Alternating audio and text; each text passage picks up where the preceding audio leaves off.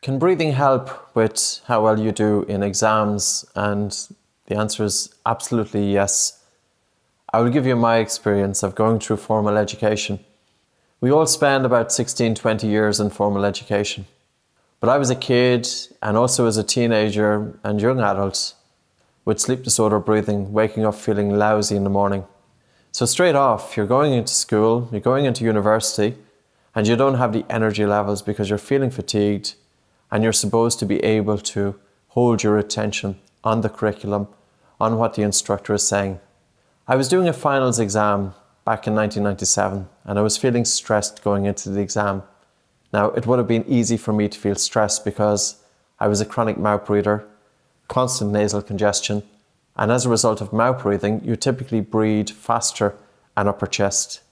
Mouth, faster breathing, and upper chest breathing, you're putting the body and mind into a fight or flight response. So I was tipped into that stress response. And now I'm going into an exam. And instead of having my body and mind in a state of balance, whereby I can remain focused going in there, I'm in that fight or flight response. In an effort to calm down, I took a walk before going into the exam hall. And I took these full big breaths because this is the instruction that you hear. And even to this day, we still hear the same instruction. If you're stressed, take the deep breath. If you're stressed, take that full big breath. Fill your lungs full of air. So I did that for a short period of time. It was only about 2 to 3 minutes during my walk. And I walked into the exam hall and I was lightheaded and I couldn't get focused. I was all over the place mentally. I did the exam, of course. I got my results. I got my degree. It could have been a lot easier. If I was a student again, how would I do it? I would make sure that my breathing is in and out through the nose all the time. I would also be practicing breathing exercise, especially last thing at night to down-regulate. So for the last 15 minutes before sleep, softening and slowing down your breathing, especially the exhalation. This in turn is helping to improve resilience, to improve vagal tone. I would be breathing in and out through my nose during sleep. And any time that I'm feeling sluggish or my nose is stuffy during the day, to open up my nose. So to have the capacity to down-regulate when I want to down-regulate, but to up-regulate when I want to up-regulate.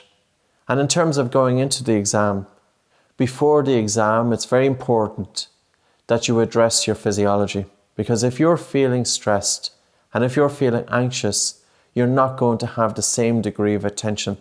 So always think that yes, if you are feeling tense, and it's going to be natural to have some nerves, and a certain amount of nerves are good because it keeps you focused and you want to do the best. So it's normal to have a certain amount of nerves. But if nerves are too high, that's going to impact performance negatively. So if you're feeling that little bit tense, that your nerves are a little bit too high, slow down the exhalation. Don't be responding with erratic breathing, with faster breathing, with upper chest breathing, with harder breathing, because then you are going into hyperventilation. So instead, take a soft breath in through your nose and a really relaxed and a slow and a gentle exhalation. It should be silent breathing. You should not hear it. And as you breathe softly in through your nose, can you breathe in so soft, almost that your breath in is imperceptible, that you're hardly taking any air into your nose, and you're having that relaxed and a slow and a gentle exhalation. And even if you spend 5 minutes slowing down your breathing before the exam, that's helpful to down-regulate. Now, if you're feeling then that you're a little bit too sluggish, that you're a little bit too relaxed, well then you can take a couple of big breaths. So you could take a full big breath in through your nose and a breath out through your nose, and then a full big breath in through your nose and a breath out through your nose. But don't do any more than 2 or 3 big breaths, because if you do any more, you will be hyperventilating again, and this in turn will cause a reduction of blood flow and oxygen delivery to the brain. So to do well academically, you need to have deep sleep and also functional breathing. If we don't have that slow wave sleep, if we're waking up feeling lousy, if our breathing is mouth breathing and faster and upper chest breathing, it's tipping us into this fight or flight response. Don't let your physiology reduce your ability to do well academically. Many children and teenagers, highly intelligent, and they don't do so well in exams because they don't have the tools to deal with how their physiology is affecting them. Learn how to downregulate, learn how to improve your sleep, and learn how to upregulate. They are simple tools, they are readily available, and you will see many on our website and also on our YouTube channel. Look at oxygenadvantage.com. I have a book called Atomic Focus, which is very much geared towards students and also people, of course, in corporate and sporting world. I struggled academically, and it wasn't because I wasn't intelligent. You cannot reach your full potential if you have poor sleep quality and poor breathing.